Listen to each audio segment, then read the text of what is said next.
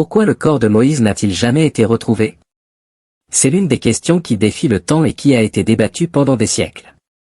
Le mystère entourant l'histoire de Moïse transcende ce qui a été révélé dans la Bible. Il y a des secrets et des vérités qui restent cachés, du moins jusqu'à aujourd'hui. Dans cette vidéo, nous allons explorer la narration de Moïse et tous les mystères entourant ce personnage intrigant et miraculeux. Moïse se dresse comme l'un des protagonistes les plus notables de toute la Bible et peut-être de toute l'histoire humaine. Ses actions et ses paroles ont laissé une marque indélébile dans l'histoire d'une manière profondément positive. Choisi par Dieu pour émanciper le peuple hébreu de l'esclavage en Égypte, le guider vers la terre promise de Canaan et leur enseigner la loi divine, Moïse a joué un rôle crucial. Son histoire est minutieusement consignée dans le Pentateuque, les 5 premiers livres de la Bible, avec une attention particulière à l'Exode, le second livre de Moïse qui couvre sa naissance, son appel prophétique et la libération des enfants d'Israël d'Égypte. L'Exode raconte une saga incroyable, la plus grande évasion de l'histoire, au cours de laquelle plus de 2 millions d'esclaves ont fui l'une des nations les plus fortifiées du monde. Ce récit est rempli de miracles, y compris les plus renommés du livre sacré. Ce moment historique a été dirigé par Moïse, un homme qui a été témoin de plus de miracles que ne l'ont été Abraham, Isaac et Jacob réunis. En plus des miracles qui se sont produits lorsque Dieu est intervenu en faveur de son peuple, certains de ces événements peuvent sembler magiques, comme la transformation du bâton de Moïse en serpent. Cependant, la plupart de ces événements étaient clairement une manifestation de la puissance divine sur la création au bénéfice de son peuple. Le parcours de Moïse est rempli d'exemples de ce type. Plongeons maintenant dans les détails du voyage de Moïse jusqu'à sa mort. Moïse est né à une période difficile pour son peuple, les Israélites, qui vivaient en Égypte depuis des siècles. Initialement installés là sous le règne de Joseph, un ancêtre de Moïse qui avait été gouverneur d'Égypte, les Israélites sont passés d'une vie privilégiée à l'esclavage sous la domination des pharaons égyptiens. Pour faire face à cette situation, le pharaon ordonna le massacre de tous les enfants israélites, craignant la croissance rapide de la population. La famille de Moïse était déterminée à le sauver de la mort. Initialement, ils le cachèrent, mais bientôt ils réalisèrent qu'il fallait un autre plan. Moïse resta caché pendant 3 mois, et quand ils ne purent plus le garder secret, sa mère le plaça dans un panier en papyrus et le cacha parmi les roseaux au bord du Nil, tandis que sa sœur le surveillait de loin. L'enfant fut découvert par la fille du pharaon Ramsès, qui se baignait dans le fleuve. La sœur de l'enfant proposa de trouver une nourrice pour lui, et sa propre mère fut choisie pour l'allaiter. Après avoir grandi, le jeune homme fut rendu à la fille de Pharaon, qui l'appela Moïse et l'éleva comme un noble dans un environnement prospère. Grâce à cette situation dramatique, le fils d'une esclave israélite fut élevé comme un prince en Égypte. Malgré son statut et son mode de vie luxueux, Moïse a toujours maintenu un lien avec ses racines et a sympathisé avec ses compatriotes israélites asservis. Avant de continuer, dites-moi, aimez-vous cette histoire et aimeriez-vous découvrir plus de mystères de la Bible? Si la réponse est oui, abonnez-vous à la chaîne pour recevoir toutes les histoires et les secrets de la Bible. Le temps passa, Moïse devint adulte et un jour, il fut témoin de la maltraitance brutale d'un esclave hébreu par un Égyptien. Indigné par cette injustice et cette cruauté, Moïse prit le contrôle de la situation et, pensant que personne ne le regardait, tua l'Égyptien et enterra le corps dans le sable pour cacher les preuves.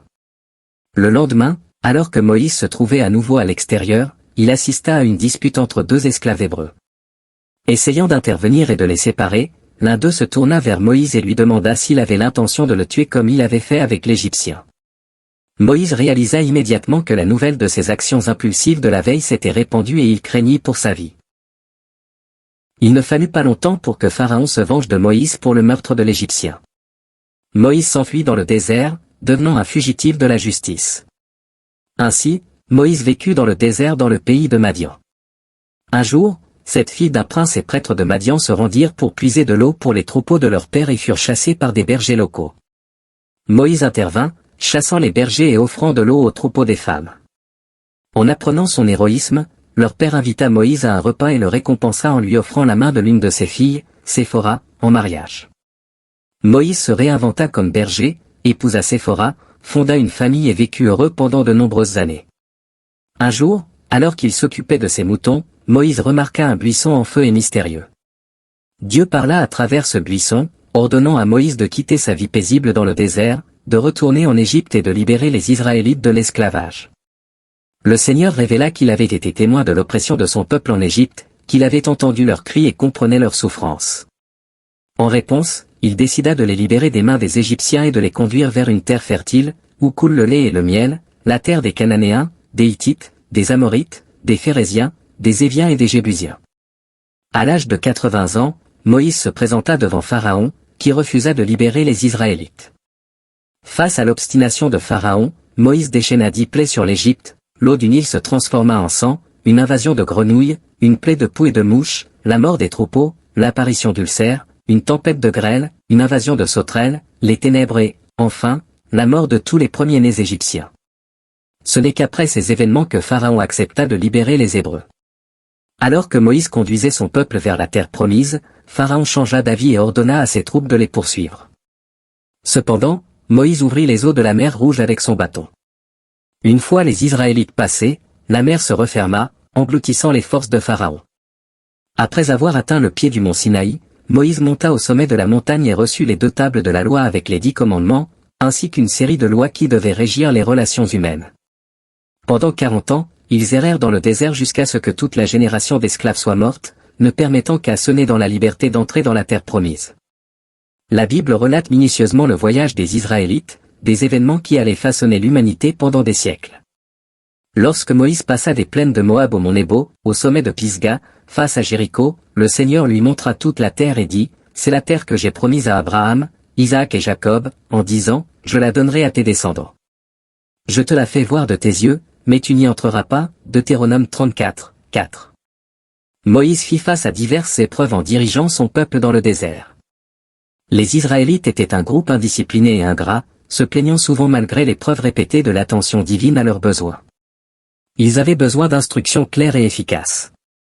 Après une victoire militaire sur les Amalécites, ils campèrent au pied du mont Sinaï, où Dieu remit les 10 commandements à Moïse, écrits de son propre doigt sur 2 tablettes de pierre. Alors que Moïse était sur la montagne, les Israélites firent une statue d'un veau d'or pour l'Ador.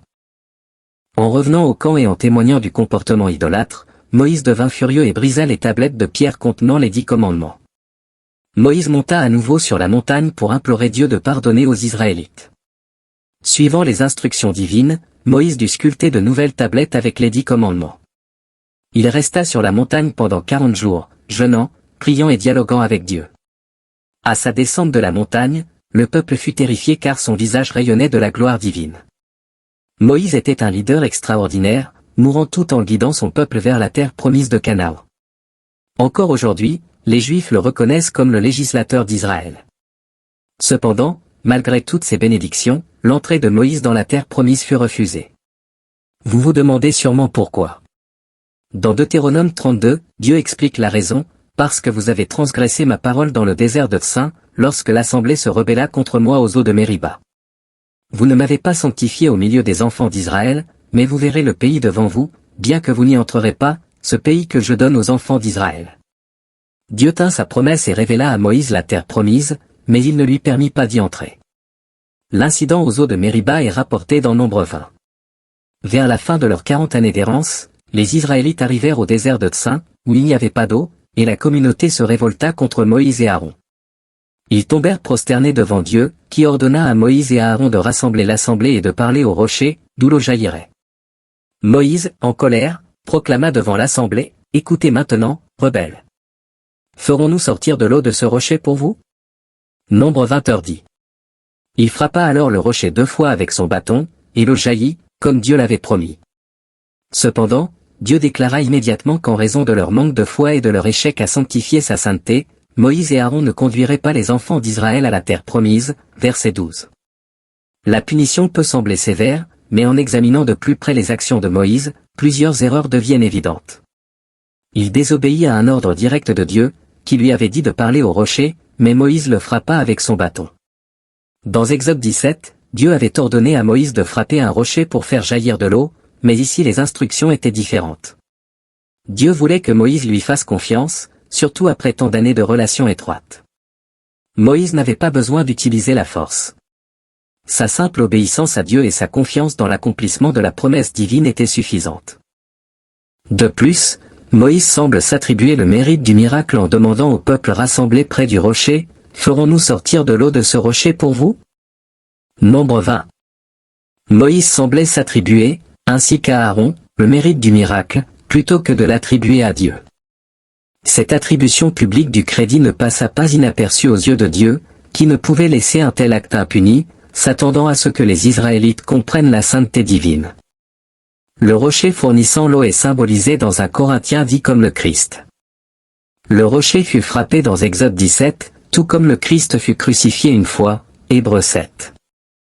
Le discours de Moïse au rocher dans Nombre 20 peut être interprété comme une représentation de la prière. Jésus fut blessé une fois et continue d'offrir de l'eau vive à ceux qui prient avec foi. Cependant, lorsque Moïse frappa le rocher avec colère, il compromit la typologie biblique et symbolisa en effet une nouvelle fois la crucifixion du Christ. La punition imposée à Moïse pour sa désobéissance, son orgueil et sa mauvaise représentation du sacrifice du Christ fut sévère. Il fut empêché d'entrer dans la terre promise, Nombre 20. Curieusement, nous ne voyons pas Moïse se plaindre de sa punition. Au lieu de cela, il persista à diriger le peuple avec foi, honorant Dieu dans sa sainteté. Dans sa compassion, Dieu invita Moïse au mont Nebo, où il révéla à son bien-aimé prophète la terre promise avant sa mort, Deutéronome 34.